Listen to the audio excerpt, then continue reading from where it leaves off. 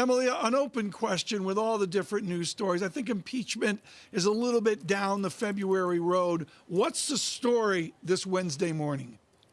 So I think what everyone is still looking at is the stimulus.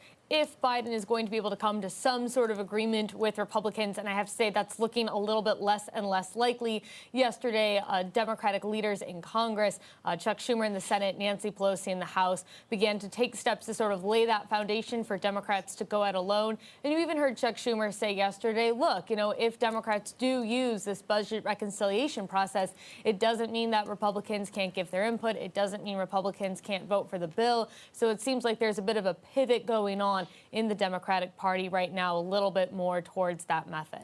I mean, I guess the path here is an urgency. Certainly the Senate Majority Leader, Mr. Schumer, making clear he's moving on a fast timeline. Is the president moving on a Schumer-like timeline?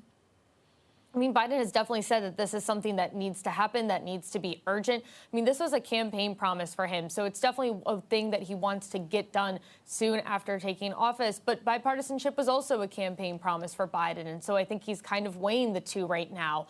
One date to kind of keep in mind, in mid-March, the current supplemental unemployment insurance benefits run out, and you do see bipartisan support for continuing those. And exactly how much or how long is still up for debate, but it's a deadline that both sides are very cognizant of.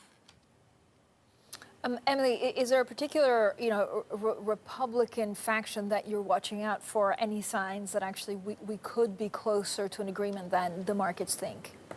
Well, so far the play has completely been within this group of 10 Republican senators who met with Biden earlier this week. They said that they had a productive meeting, but the White House also said that, they were pretty far apart.